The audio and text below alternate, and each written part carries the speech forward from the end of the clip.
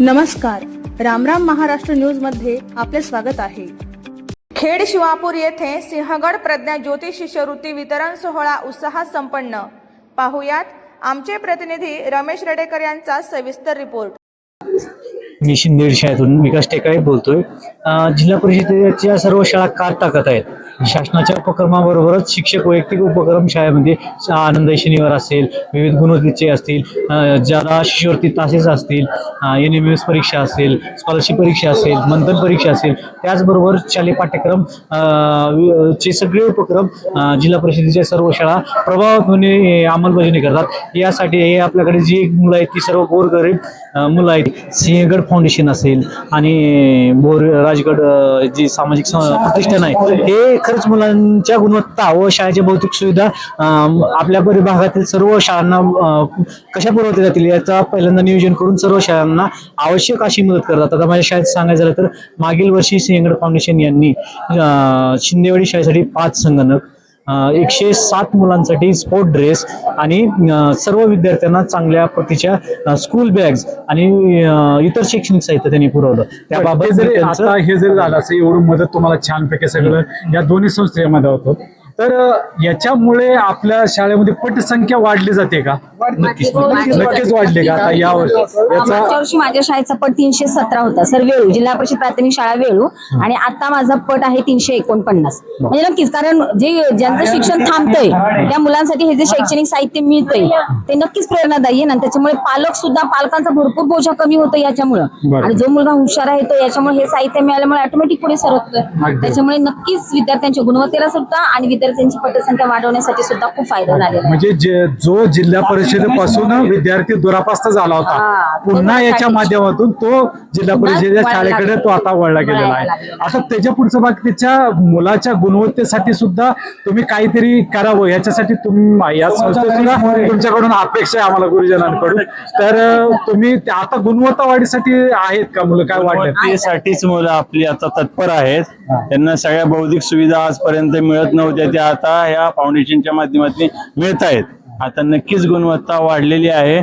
आमच्या गुरुजनांचा अतिशय त्याच्यामध्ये कष्ट आहेत। नासा आणि इस्रोला आपल्या केंद्रातील 4 विद्यार्थी आलेले आहेत। आता शिष्यवृत्तीला सुद्धा 100% निकाल मोठ्या मोठ्या शाळांचे लागलेले आहेत, आणि नासा इस्रो अशा म्हणजे वरिष्ठ लेवलची काठिण्य पातळी असणारी परीक्षा आहे। त्याच्यामध्ये आपल्या केंद्रातील तालुक्यात 19 पैकी शिवरे केंद्रातली 4 मुलं आलेली आहेत, आणि हे नक्की आमच्या शिक्षकांचं आणि तुमच्या समाजाचं हे सगळं फळ आहे। म्हणजे या संस्थेचा सुद्धा त्याच्यामध्ये खूप मोठा नक्कीच सिंहाचा वाटा आहे। आज एवढी झेप त्या विद्यार्थ्यांनी घेतल्या पटसंख्या, आणि तुमच्या या सर्वच गुरुजनांचं तर कौतुक करावं तेवढं कमीच आहे। काय आपल्याला मत मांडायचं? मला असं मत मांडायचं होतं की आपण आता ग्रामीण भागात बघतो ना लोक, तर इंग्लिश मीडियम कडे आकर्षित आहेत। बरं, तिकडे काय असतं, चांगले ड्रेस असतात, इमारत व्यवस्थित असते। मग ह्या संस्थेने काय केलं, आमच्या मुलांसाठी असे काही स्मार्ट पीटीचे ड्रेस दिले की ती मुलं घातल्यानंतर त्यांना वाटायला लागलं आपण इंग्लिश मीडियमच्या शाळेत आलो।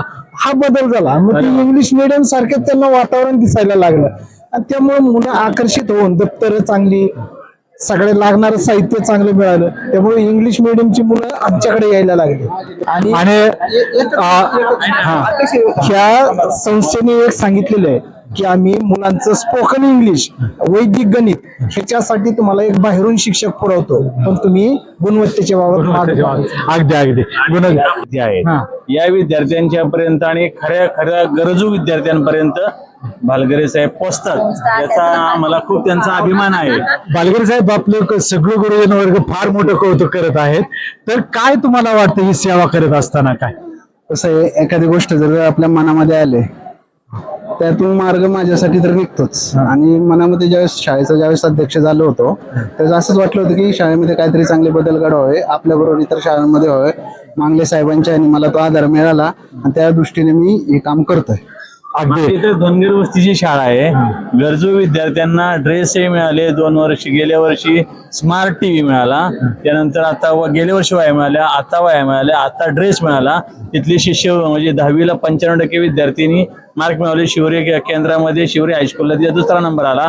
तिला सुद्धा आता यांनी 15,000 शिष्यवृत्ती दिलेली आहे. असे भरपूर काम या अध्यक्षांनी केलेलं आहे. त्यांचं म्हणावं असं आम्ही सगळ्या केंद्राच्या वतीने ऋण व्यक्त करतो. म्हणजे बालगरे साहेबांसारखे असे प्रत्येक गावागावामध्ये खरं तर व्यक्तिमत्व असलं पाहिजे आणि हा आपल्या भागासाठी किंवा या भागासाठी खूप अभिमान आहे. एक चांगला अध्यक्ष अध्यक्ष कमी सगळं कृती आहे. शाळेत सगळे लोक जायचंय, पूर्ण पाणी का नाही पाहिजे, टॉयलेटची व्यवस्था काय पाहिजे, शाळेमध्ये खिचडी व्यवस्थित आहेत का, शाळेमध्ये कुठल्या ठिकाणी कुठल्या गोष्टी नाहीत. इतकं बारीक सारीक पाहणारा अध्यक्ष पर्यंत पाहिलं माझ्या प्रामाणिक. शाळेमध्ये मला पर्यंत असा अध्यक्ष मिळालेला आहे की जो माझं शाळेचं निमार्थ काम स्वतःच सारखं करतात ते. रचना संस्था आहे आपल्या भोर तालुक्यात काम करते. त्या रचना संस्थेने यांच्या कामाची दखल घेऊन यांना गेल्या वर्षी पुरस्कार सुद्धा दिलेला आहे. हो ना, अगदी आहेत. आणि आणखीन सुद्धा अशी व्यक्तिमत्व खरं तर प्रत्येक गावामध्ये असावी आणि नक्कीच यांना नक्कीच आपण तशी शिफारस करू. अगदी देतील. धन्यवाद. आपण रामराम महाराष्ट्राला आपण सर्वजणांनी गुरुवारांनी मुलाखत दिल्याबद्दल रामराम महाराष्ट्राच्या वतीने आपण मनापासून आभार व्यक्त करतो. रामराम महाराष्ट्र, खेड शिवापूरहून रमेश शिरेडकर. अशाच नवनवीन बातम्या पाहण्यासाठी आमच्या चॅनलला सबस्क्राईब करा. फेसबुक आणि इंस्टाग्राम पेजला फॉलो करा.